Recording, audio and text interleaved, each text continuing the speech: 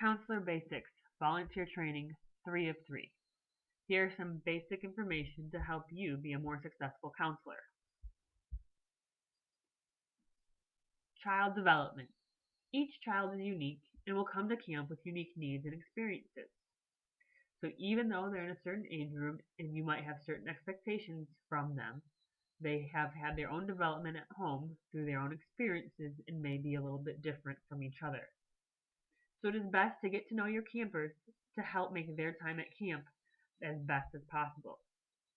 Some ways to get to know your camper may be to have your kids make bed name tags with likes and dislikes as they check in.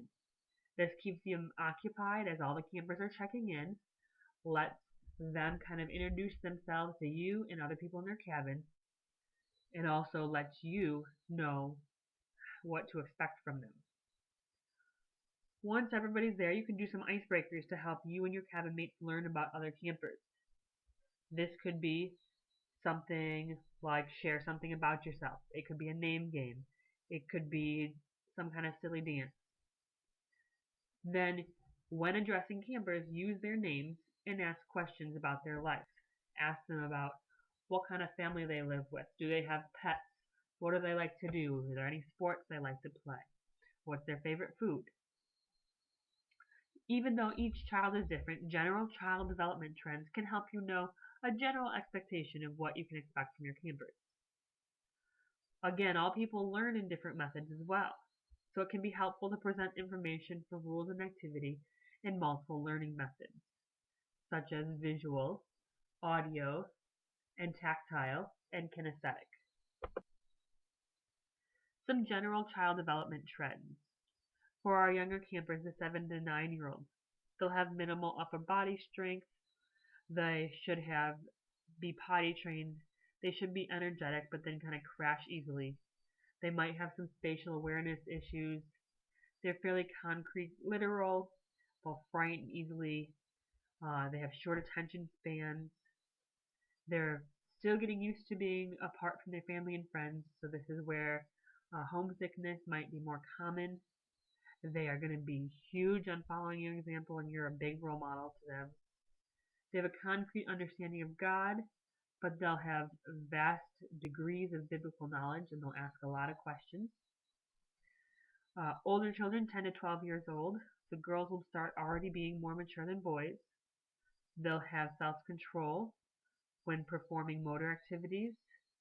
They might be hitting puberty, high energy, but complain of being tired. They can start to be a little bit more abstract, and they can be challenging. They have a good sense of what's right and wrong, and they strive to complete projects and do them well. Again, learning to live apart. Some more homesickness may be in this range.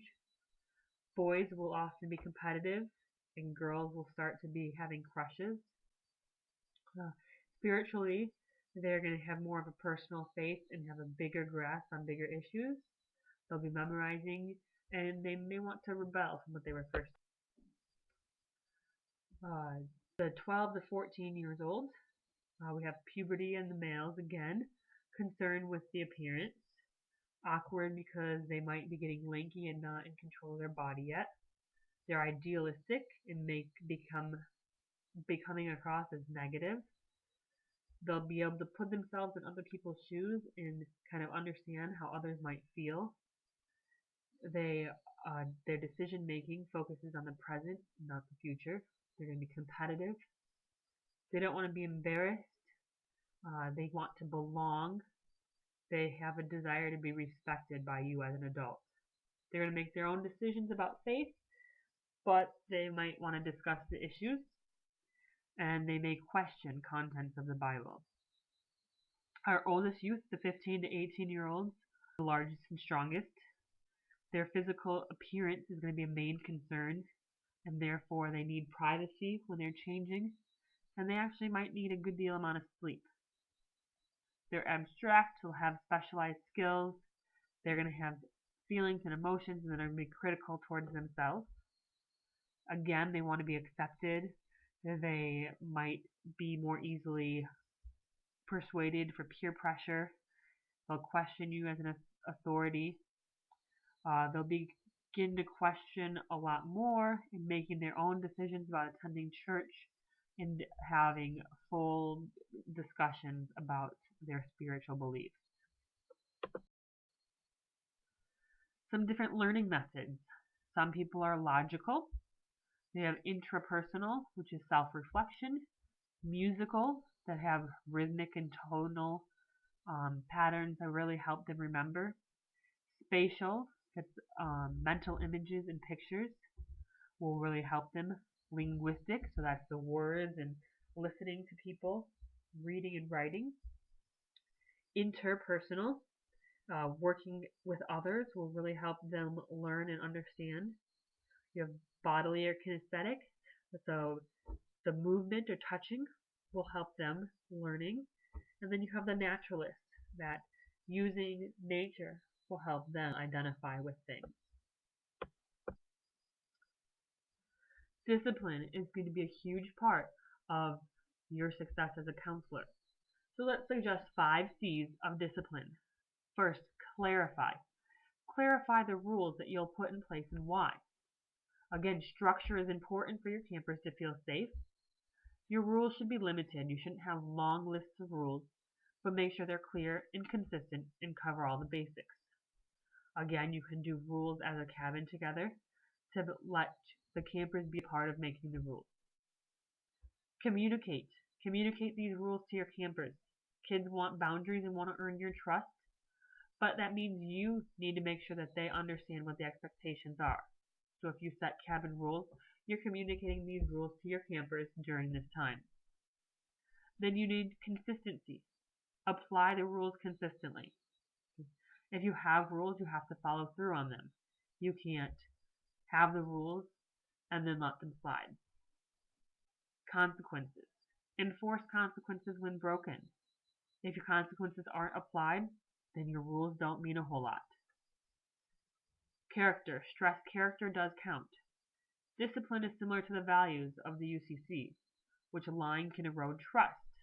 Trust is fundamental for relationships, so stress that it is important for you to be able to trust them and them to be able to trust you. And by building trust and character, that you're able to have a good relationship. And lastly, have fun, but while being responsible. Some common camper issues that you might come upon are homesickness, rowdy bedtimes, fighting conflict with cabin mates or other campers, not following rules, and not motivated to have fun or general lack of interest. Some homesickness help. If you have a homesick camper, try to distract them. Keep them busy by filling free time with activities and games. But it's still okay to sit them down and ask them to talk about home. Some of them just want to be reminded about what is at home, want to talk about it, ask them questions. Don't just avoid it. If it gets too bad, make sure you involve your director to help you with the next step. Never promise campers they should call home. Again, campers shouldn't see your cell phone. They shouldn't be allowed to use your cell phone. That is not your decision to make. This is left up to the director, the program director, and they will make the call whether or not they should call home.